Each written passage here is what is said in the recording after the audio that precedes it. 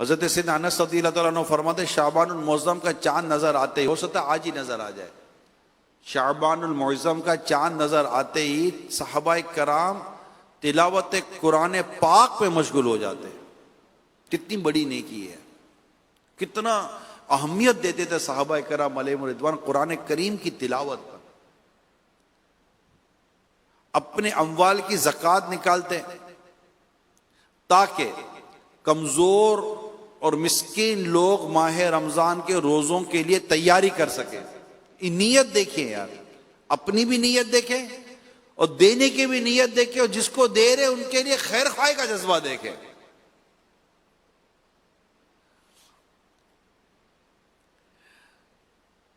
حکام قیدیوں کو طلب کر کے جس پر حد یعنی سزا قائم کرنا ہوتی اس پر حد قائم کرتے، بقیہ کو آزاد کر دیتے۔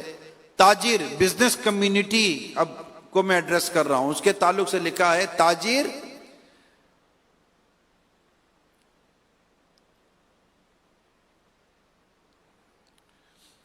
اپنے قرضے ادا کر دیتے، دوسروں سے اپنے قرضے وصول کر لیتے، یوں ماہ رمضان المبارک کا چاند نظر آنے سے قبل ہی اپنے آپ کو فارغ کر لیتے، اور رمضان شریف کا چاند نظر آتے ہی غسل کر کے بعد حضرات سارے مہینے کے لیے اعتکاف میں بیٹھ جاتے۔ اللہ اس دور کا صدقہ اور فیضان نصیب فرما دے۔ ابھی بھی دوڑ لگی ہوئی ہوگی مارکیٹوں میں، تاجر کمیونٹی بہت مصروف ہوگی، کیونکہ انہوں نے اب جوتے بنوانے ہیں، چپل بنوانے ہیں اور کپڑے بنوانے ہیں۔ اس وقت خوب ڈائنگ کا کام ہو رہا ہوگا، کپڑے بنانے کا کام ہو رہا ہوگا، دکان میں مال جمع کیا جا رہا ہوگا، ماہ رمضان آنے والا ہے، اور وہ بزنس کی طرف۔ وہ دور کتنا عظیم تھا جب تاجر اپنے کاروبار کو سمیٹ لیتے تھے۔ سب پبلک کا پرابلم یہی ہے نا کہ پبلک بھی ان دنوں میں خریداری کے لیے نکلے گی۔ اگر عوام کا ذہن بن جائے کہ ہم نے اس مہینے میں خریداری نہیں کرنی، تو دکاندار بھی سمجھ جائے گا یار یہ مہینہ ویسے کاروبار کو تو ہے ہی نہیں، مندی کا مہینہ ہے، لوگوں نے بازار میں آنا ہی نہیں ہے، لوگوں نے خریداری کرنی ہی نہیں ہے، لوگوں نے خود مسجد میں بیٹھ جانا ہے، تو ہم لوگ دکان میں بیٹھ کے کیا کریں گے، چلو یار اپنے بھی مسجد میں چلتے ہیں۔ پوری کی پوری جتنا آوے کا آبا ہی کدھر کا کدھر نکل گیا۔ اب جیسے ہی ماہ رمضان آئے گا سب سے بڑا ٹینشن ہمارے گھر میں کیا ہوگا، اب یار ابھی عید کے کپڑے کے لیے پیسے چاہیے، اب وہ پیسے کمانے کا ٹینشن، پیسے بڑھانے کا ٹینشن، زیادہ محنت کریں گے تاکہ پیسے آئیں گے تو اپنے لیے، گھر والوں کے لیے، بچوں کے لیے کپڑے بنانے۔ میں اس کو غلط نہیں کہتا کہ کپڑے نہیں بنوانے، لیکن اس میں ہم عبادت سے دور ہو گئے، ریاضت سے دور ہو گئے، نیکی سے دور ہو گئے، مسجد سے دور ہو گئے، تلاوت سے دور ہو گئے، بہت ساری چیزیں دور ہو گئے ہم لوگ۔ شعبان المعظم میں ہم عبادت کی طرف آتے، توبہ کی طرف آتے، رکت کی طرف آتے، رونے کی طرف آتے۔ رونا کتنی بڑی عبادت ہے، خوف خدا سے رونا، عشق رسول میں رونا کتنی بڑی عبادت ہے۔ وہ آنسو کتنا عظیم ہے جو آنکھوں سے خوف خدا سے بہتا ہے۔ رب کو کتنا پسند ہے وہ آنسو جو خوف خدا سے بہتا ہے، جہنم میں جانے سے روک دیتا ہے خوف خدا کا آنسو، جہنم کی آگ کو بجھاتا ہے خوف خدا کا آنسو۔ مگر لاؤں وہ اشک کہاں سے جو سیاہی دھوئیں، گندگی میں میرا دل حد سے بڑھا جاتا ہے۔ اب میرے سن لکھتے ہیں غم روزگار میں تو میرے اشک بہ رہے ہیں، تیرا غم اگر رلاتا تو کچھ اور بات ہوتی۔ ہمارے آنسو نہیں ہے، ایسا نہیں، آنکھوں کو تو اسٹاک ہے، ٹینک ختم ہی نہیں ہوتا آنسو کا، ادھر تو ادھر آنسو کی لوڈ شیڈنگ ہے ہی نہیں، مگر ہمارے آنسو بہ رہے ہیں دنیا کے لیے، اللہ اور اس کے رسول کے لیے بہتے نہیں ہیں۔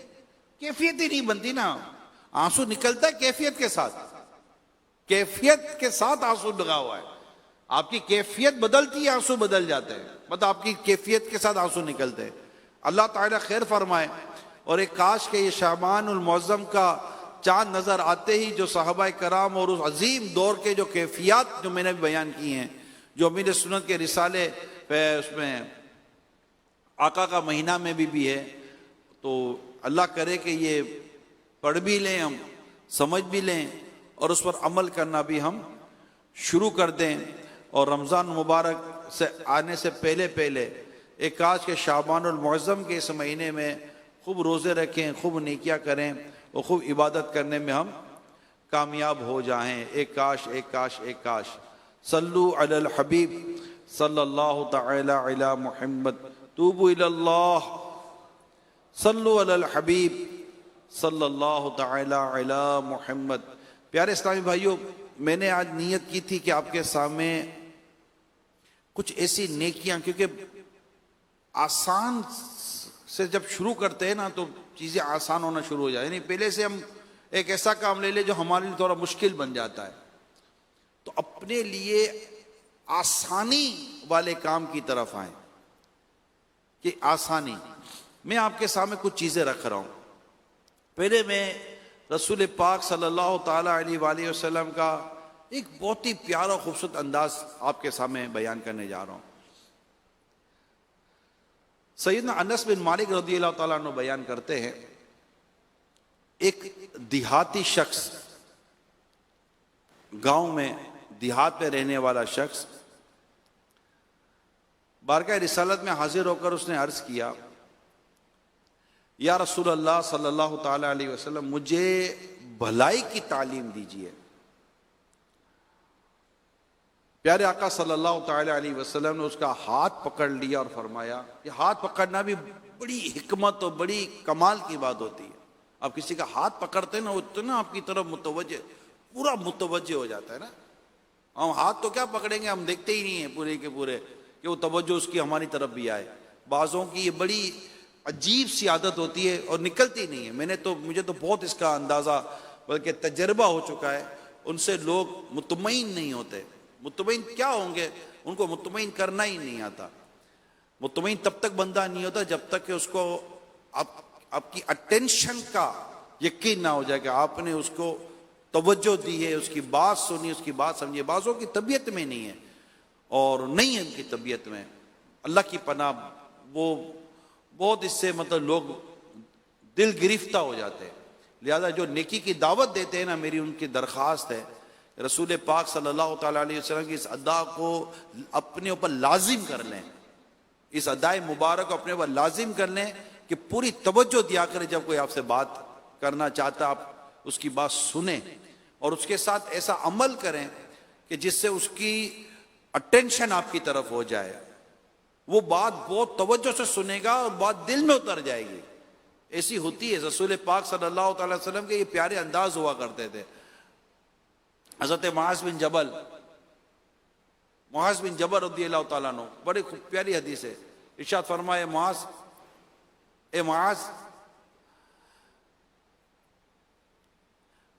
رضی اللہ تعالیٰ سے فرمایا، معاذ، اللہ کی قسم میں تجھ سے محبت کرتا ہوں۔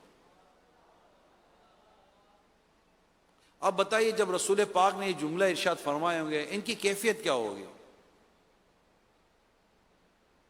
گویا کہ ان کو شاید ایک کیفیت، ان کو تو ایک ہی ہوگا، بس سب کچھ بھول کر ایک ہی جملے پہ کھو گئے ہوں گے، اے معاذ، خدا کی قسم میں تجھ سے محبت کرتا ہوں۔ پھر فرمایا جب تو نماز پڑھ تو یہ دعا کیا کر، یہ حدیث پاک کا خلاصہ ہے، ربی اعیننی علی ذکرک و شکرک و حسن عبادتک۔ یہ نصیحت کی مصطفیٰ کریم نے، مگر اس سے پہلے ایک ایسا کلام کیا کہ وہ یہ نصیحت کیسے بھولیں گے۔ یہ ایک حکمت، دانائی، اور میرے آقا صلی اللہ تعالی وسلم مدبر اعظم ہے۔ مبلغ کو چاہیے، نیکی کی دعوت دینے والے کو چاہیے ان حکمتوں کو سامنے رکھے، ان خوبصورت اداؤں کو پڑھیں، سمجھیں کہ یہ کیا چیز تھی۔ رسول پاک صلی اللہ تعالی علیہ وسلم کوئی عمل ایسا کیا ہی نہیں جو فضول ہو، لا یعنی ہو، بغیر حکمت کے ہو ہی نہیں سکتا۔ یہ تو یہ جو دیہاتی آئے تھے ان کا ہاتھ پکڑ لیا رسول پاک صلی اللہ علیہ وسلم نے، یہ بڑی کمال کی ادا تھی، اور فرمایا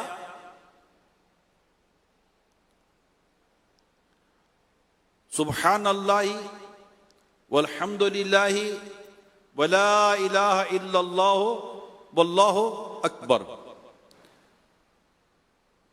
یہ آپ نے کہا کہ تم یہ کہو، یہ 4 کلمات اسے عطا فرمائے کہ یہ کہو۔ وہ جو گاؤں سے آئے تھے، دیہات سے، انہوں نے اپنے ہاتھوں کی انگلیوں سے ان کلمات کو گن کر محفوظ کر لیا اور چل دیے۔ اب پھر کچھ سوچ کر واپس آئے. اب دیکھیے تھے گاؤں سے آئے تھے, کچھ سوچ کر واپس آئے. پیارے آقا صلی اللہ تعالی علیہ وسلم مسکراتے فرمایا غریب آدمی کچھ سوچ رہا ہے. کہنے لگا اللہ کے حبیب سبحان اللہ والحمد للہ ولا الہ الا اللہ واللہ اکبر, یہ سب تو اللہ کی شان کے کلمات ہیں, اس میں میرے لیے کیا ہے؟ کیا کہا؟ اس میں میرے لیے کیا؟ گاؤں کہتے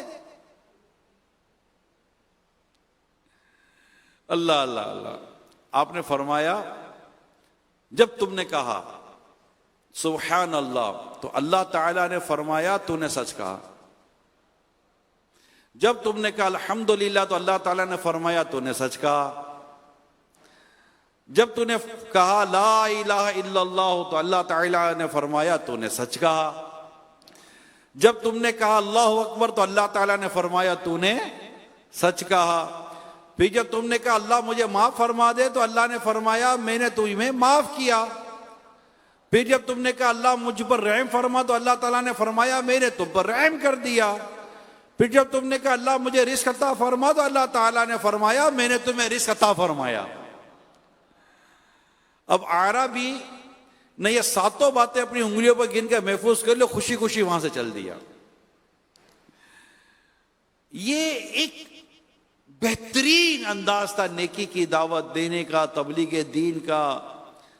ایک ترغیب تھی اس کے اندر نا, اس کی عقل کے مطابق, اس کی سوچ کے مطابق, اس کی سمجھ کے مطابق اتنا آسان کر کے رسول پاک صلی اللہ علیہ وسلم نے اس کی تربیت فرمائی. کتنا آسان کر دیا. وہ یہ کہہ لے مجھے کیا ملے گا, عربی تھے نا, مجھے کیا ملے گا.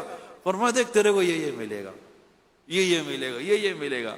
مالک شریعت ہے آقا دو جہاں صلی اللہ تعالی علیہ وسلم نے اتنے خوبصورت انداز سے اس کی تربیت فرمائی. سبحان اللہ والحمد للہ ولا الہ الا اللہ واللہ اکبر. یہ کتنے آسان اور کتنی مطلب کہ پیارے انداز سے بندہ ان کلمات کو ادا کر لیتا ہے. چلتے پھرتے اٹھتے بیٹھتے درود شریف پڑھتا رہے اور تسبیح پڑھتا سبحان اللہ الحمدللہ لا الہ الا اللہ واللہ اکبر پڑھتا رہے, زبان پر ذکر و درود ہی جاری رہے. بس اس کے لیے جو بہت امپورٹنٹ چیز ہے نا, جو میں آپ کو عرض کر رہا ہوں, وہ ہے زبان کا قفل مدینہ. فضول بولنے کی عادت نکل جائے. وہ امیر سنت کا وہ شعر بڑا پیارا ہے, ذکر و درود ہر گھڑی ورد زبان رہے, ورد زبان رہے, ورد زبان رہے. میری فضول گوئی کی عادت نکال دو, میری فضول گوئی کی عادت نکال دو. درود زبان پر رہے اور فضول گوئی کی عادت نکل جائے. اب نہ بولیں, فضول نہ بات کریں, اور ہاتھ پہ تسبیح لے لیں. ماشاءاللہ جو آج کل ڈیجیٹل ایک فنگر کاؤنٹر آتا ہے, چھوٹا سا ہوتا ہے, وہ اگر ہاتھ میں ہو, انگلی میں ہو, اور فضول بولنے کی عادت نکل جائے, فضول کاموں کی عادت نکل جائے, فضول مصروفیات کی عادت نکل جائے, فضول دوستوں میں بیٹھنے کی عادت نکل جائے, اتنا درود پاک پڑھا جائے گا, اتنی تسبیحات پڑھی جائیں گی, اتنا اللہ کا ذکر ہوگا کہ میں کیا بات کروں. میرے ہاتھ میں یہ کتاب ہے, میں آج آپ کو دکھانے کے لیے خاص طور پر یہ کتابیں لایا ہوں. آسان نیکیاں میں آپ کو یقین دلاتا ہوں. یہ مدنی انعامات جسے ہم کہتے تھے, اور اب وہ ہمارے نیک اعمال کا رسالہ ہے. اس میں اگر جس میں مدنی انعامات لکھے ہوا ہے لیکن پرانی چھپی ہوئی ہے, لیکن میں آپ کو یقین دلاؤں اس کتاب کو تو مطلب بندہ بانٹے نا, بانٹے. اس میں جو نیکی کمانے کے, نیکی کرنے کے جو طریقے لکھے ہیں, کیا بات ہے. جو کلمہ, 4 کلمات ابھی جیسے میں نے ابھی بیان کیے, صحیح مسلم میں ہے کہ آپ نے ارشاد فرمایا میں یہ 4 کلمات کہوں تو مجھے یہ عمل ان تمام چیزوں سے زیادہ محبوب ہے جن پر سورج طلوع ہوتا ہے. مسلم شریف کی حدیث ہے. مراد یہ کہ مجھے یہ کلمات کہنا ساری دنیا کے خزانوں سے زیادہ محبوب ہے. کون سے 4 کلمات؟ سبحان اللہ والحمد للہ ولا الہ الا اللہ واللہ اکبر. مگر بات یہ ہے کہ ہمارے اندر نیکی کمانے کا جو جذبہ جو میں شروع سے بیان کر رہا ہوں وہ ہونا، ہرس ہونی چاہیے. اور فارغ سبحان اللہ سبحان اللہ سبحان اللہ الحمدللہ اللہ اکبر اللہ اکبر اللہ اکبر. یہاں تو تسبیح فاطمہ نہیں پڑھی جا رہی ہم سے. قرآن کریم کی 3 آیات ہم نہیں پڑھ پاتے. آج دیکھنے سننے والے سے میرا سوال ہے کہ ہم نے کل کا دن ہفتہ گزر گیا، کیا 3 آیات بھی قرآن کریم کی پڑھی؟ قرآن کریم کھول کر ہی نہیں دیکھا ہوگا. یعنی پورا دن گزر گیا میں نے قرآن ہی نہیں کھولا. بلکہ کئی تو ایسے ہوں گے ہفتہ مہینہ گزر گیا وہ قرآن کریم کی زیارت نہیں کی ہوگی. اللہ اللہ اللہ اللہ اللہ اللہ اللہ، یعنی پورا ہفتہ پورا مہینہ گزر گیا ہوگا. یہ جہاں میں بول رہا ہوں وہ جہاں آپ سن رہے ہو، سب کے سب اس بات پر غور کریں کہ ایک تعداد ہوگی جو پورا مہینہ گزر گیا ہوگا مگر اس نے اپنے رب کے کلام کی زیارت نہیں کی ہوگی. کیا اب رہ کیا گیا ہمارا؟ بیٹا نہ دیکھو تو دل اداس ہو جاتا ہے، گھر پہ نہ جاؤ دل اداس ہو جاتا ہے. گھر دیکھوں، بیٹا دیکھوں، اولاد دیکھوں، پیسہ دیکھوں، یہ دیکھوں، مال اسباب دیکھوں، نہ ملے تو دل بے چین بے قرار اور بالکل مزہ نہیں آ رہا ہوتا. او بھائی پورا مہینہ گزر گیا تم نے قرآن کی زیارت ہی نہیں کی ہے، قرآن کریم کی زیارت نہیں کی. اس کو پھر کھولنا، پھر اس کو پڑھنا، پھر درست پڑھنا، پھر اس کو سمجھنا، پھر اس پر عمل کرنا. اللہ اللہ، یعنی قرآن اپنے تلاوت کرنے والے کی شفاعت کرے گا. اتنی تو عظیم کتاب ہے وہ قرآن کریم، مگر ہم مائل ہی نہیں ہیں، ہم جا ہی نہیں رہے اس طرف. اور جو ہو رب کے لیے ہو، اپنے رب کے لیے ہو. محبت ہو قرآن کریم کی تلاوت سے، محبت ہو قرآن کریم کی زیارت سے، محبت ہو قرآن کریم کو چومنے سے. یہ جب سینے سے لے گئے تو وہ کہتے رہے آپ لوگ ایک پنجابی میں دل میں ٹھنڈ پہ گئے. ارے قرآن لگنے سے بھی اگر دل میں ٹھنڈ نہ آئے تو پھر ٹھنڈ آئے گی کہاں سے؟ اس کو سینے سے لگا تو ہٹانے کا دل نہیں ہوگا. اتنی عظیم اور اتنی کمال کی کتاب ہے یہ اللہ کا کلام. اس کو سر پر رکھے تو گویا کہ جیسے کہ بوجھ اتر جاتا ہے دماغ سے. میرے رب کی کتاب، میرے رب کا کلام میرے سر پر، میرے سینے پر، میری آنکھوں پر.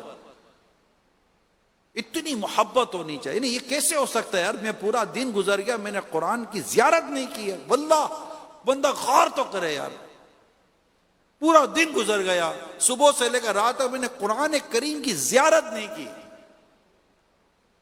آج مدنی چینل کے ناظرین غور کریں، آپ کے گھر میں قرآن کریم موجود. شاید سوچنا پڑے گا یار ہاں صحیح بول رہے ہے، کہاں ہے کہاں قرآن کریم کہاں ہے، کہاں قرآن کہاں ہے؟ وہ جو لائے تھے جب نیا گھر بنایا تھا، جب وہ شادی کدھر رکھا، کدھر ہے؟ ڈھونڈو تو صحیح. ڈھونڈ لو بھائی، آج ہی ڈھونڈ لو. یہ یا تو کسی الماری کے اوپر رکھا ہوگا یا کسی الماری کے اندر رکھا ہوگا یا کہیں اور ایسی جگہ ہوگا. نکال لیں اور بڑی محبت کے ساتھ اس سے گرد ہٹائیں. قرآن کریم پر گرد لگ گئی، دماغ اور دل پر گرد چڑھے گی نہیں چڑھے گی، سوچوں پر گرد چڑھے گی نہیں چڑھے گی.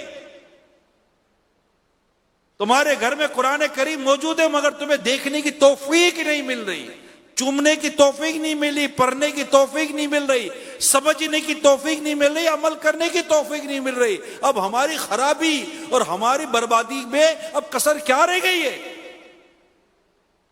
میرے آقا فاروق اعظم رضی اللہ تعالیٰ عنہ کا گھر میں آنے کے بعد پہلا کام یہ ہوتا تھا کہ آپ قرآن کھول کر پڑھا کرتے تھے، قرآن کھول کر پڑھتے تھے.